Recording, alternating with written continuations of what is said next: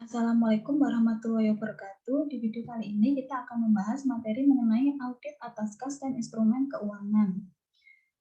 Nah, berikut ini jenis utama akun kas dan instrumen keuangan. Ada rekening kas umum, akun impres, rekening bank cabang, dana kas kecil impres, setara kas, dan instrumen keuangan. Nah, untuk rekening kas umum ini merupakan akun utama dari akun kas itu sendiri. Akun impres merupakan akun yang memiliki tujuan khusus tertentu dan memiliki paku atau batasannya.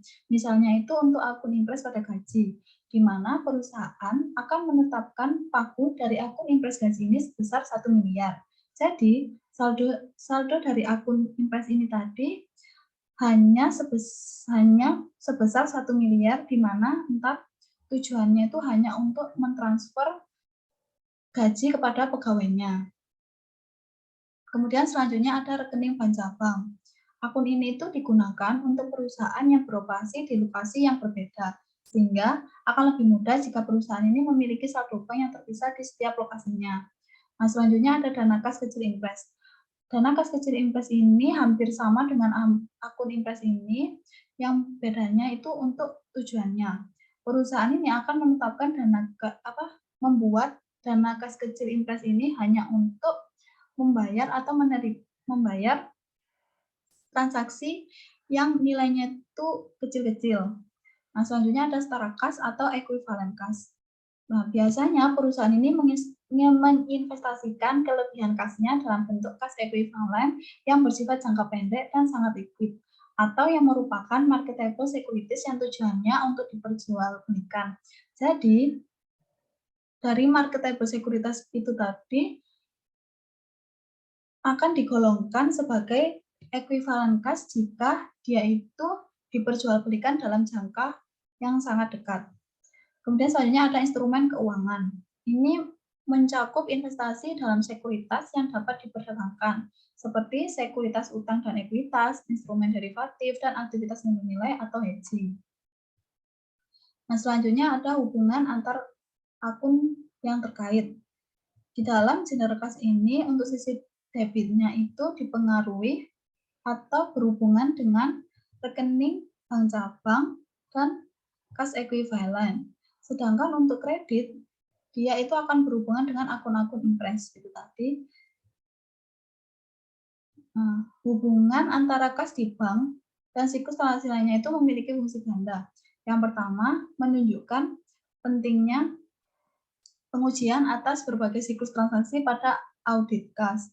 Kemudian yang kedua, membantu memberikan pemahaman lebih lanjut mengenai hubungan antar siklus transaksi yang berbeda. Nah, ini tuh maksudnya audit atas akun kas ini itu tidak bisa berdiri sendiri, sehingga pengujiannya itu akan ditaruh di akhir setelah audit siklus-siklus transaksi lainnya itu sudah dilakukan. Karena jika kita mengaudit kasnya di awal, maka akan terjadi pengujian 2 kali, di mana harus menyesuaikan lagi dengan siklus transaksi yang lain yang berhubungan dengan kas itu sendiri.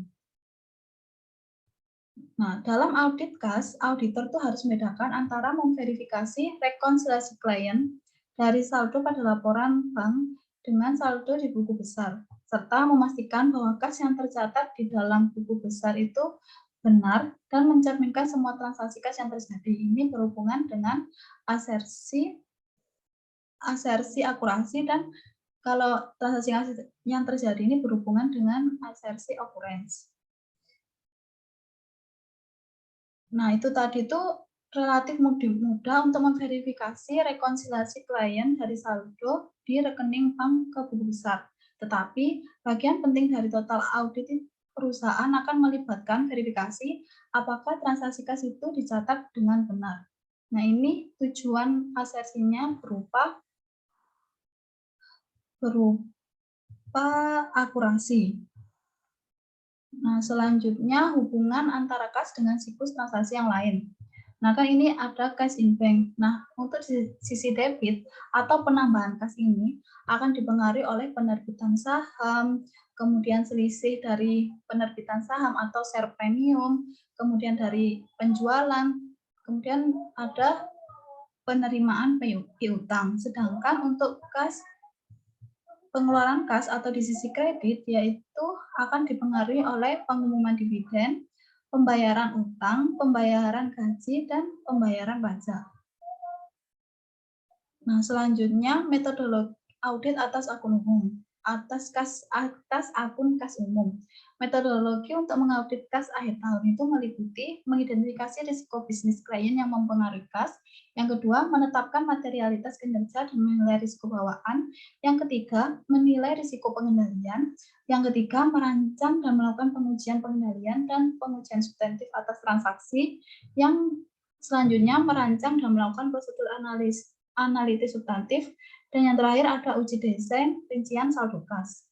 Untuk risiko bisnis, mengidentifikasi risiko bisnis klien ini itu berasal dari kebijakan manajemen yang tidak tepat atau penanganan dana kas yang dilakukan oleh pihak lain. Sehingga auditor itu perlu memahami risiko yang berasal dari kebijakan dan strategi investasi klien serta pengendaliannya itu seperti apa. Kemudian menetapkan materialitas kinerja dan menilai risiko bawaan. Kenapa kita perlu menetapkan materialitas kinerja? Karena transaksi kas yang mempengaruhi saldo itu hampir selalu sangat material. Sehingga wajib kita menentukan materialitas terlebih dahulu karena akan mempengaruhi opini dari audit itu sendiri. Kemudian menilai risiko bawaan. Risiko bawaan dari kas itu sendiri yaitu lebih mudah hilang atau dicuri daripada akun yang lainnya. Sehingga risiko bawaan ini akan mempengaruhi asersi eksistensi, kelengkapan, dan keakuratan, di mana asersi itu tadi akan menjadi fokus dalam audit atas kas itu. Dan menilai risiko pengendalian. Pengendalian intern ini dibagi menjadi dua, yaitu pengendalian terhadap siklus transaksi dan rekonsiliasi bank independen. Nah, selanjutnya merancang dan melakukan pengujian pengendalian dan pengujian substantif atas transaksi. Nah, karena saldo kas itu tadi dipengaruhi oleh semua siklus lain, kecuali dari siklus persediaan pergudangan, maka pengujiannya ini tadi akan ditaruh di akhir-akhir sendiri setelah siklus audit atau siklus-siklus yang lain sudah dilakukan. Selanjutnya merancang dan melakukan prosedur analitis substantif. Nah, ini contohnya itu kita akan melihat laporan arus kas atau LAK. Kita akan melihat kas dari investasi, kas dari operasi, dan kas dari financing. Nah, maka jika penambahan antar ketiganya itu berbeda atau berbeda signifikan, maka bisa jadi atau sebagai indikasi awal terdapat salah saji atau salah klasifikasi dalam kas itu tadi. Kemudian uji desain rincian saldo kas. Nah, tujuan audit atas saldo yang paling penting itu ada 3 yang tadi saya jelaskan, yaitu ada eksistensi, completeness, dan akurasi. Nah, 3 prosedur berikut ini penting untuk audit atas akun kas umum. Menerima konfirmasi bank, menguji bisa batas aktivitas bank setelah akhir tahun, pengujian rekonsiliasi bank. Nah, kemudian terkait pendekatan audit saldo kas. Nah, umumnya itu saldo kas atau saldo akun kas ini secara langsung akan dipengaruhi oleh penerimaan dan sistem pembayaran kas. Auditor akan sangat khawatir tentang asersi terjadinya dan kelengkapan transaksi ketika melakukan pengujian substantif dari sistem transaksi ini. Nah, maksudnya itu ketersediaan dari penerimaan dan pembayaran kas itu apakah benar-benar terjadi, kemudian kalau kelengkapan apakah dari penerimaan dan pembayaran kas ini sudah dicatat lengkap di laporan keuangannya perusahaan. Nah, selanjutnya, keakuratan nilai rupiah akan menjadi perhatian jika transaksi melibatkan mata uang asing. Nah, maksudnya keakuratan kan jumlah yang disajikan oleh manajemen di laporan keuangannya itu tadi. Nah, karena melibatkan mata uang asing itu kan kita harus mengkonversi dulu dari misalnya dolar ke rupiah. Jadi itu bisa saja terdapat kesalahan dari perhitungan itu tadi. Nah, sebagian besar penilaian tingkat risiko pengendalian akan datang dari evaluasi dan pengujian pengendalian dalam sistem dalam sistem penjualan, penerimaan kas, serta sistem pembelian dan pembayaran tunai. Jadi, risiko pengendalian itu akan datang dari beberapa sistem itu tadi. Nah, terkait asersi utama dari saldo kas dan transaksi kas itu sebagai berikut. Untuk saldo kas, asersi utamanya itu ada eksistensi, completeness, valuation, dan allocation. Untuk asersi terkait transaksi kas ada occurrence, completeness, dan akurasi. Nah, selanjutnya itu terdapat prosedur pengujian transaksi kas. Nah, terdapat 5 asersi, ada occurrence, completeness, akurasi, cut off, dan classification. Nah, tujuan yang pertama, occurrence dulu atau ketersediaan. Tujuan spesifik audit dari occurrence itu tadi yaitu kita akan memastikan apakah transaksi dari penerimaan dan pengeluaran kas itu benar-benar terjadi selama periode tersebut. Nah, contoh prosedurnya atau contoh prosedur audit itu untuk membuktikan occurrence itu yaitu meminta bukti penerimaan kas berupa cek yang diterima dan bukti pengeluaran kas berupa cek yang telah diotorisasi. Nah, selanjutnya asersi yang kedua ada completeness. Tujuan spesifiknya yaitu untuk memastikan apakah semua transaksi dari penerimaan dan pengeluaran kas itu telah dicatat dengan lengkap.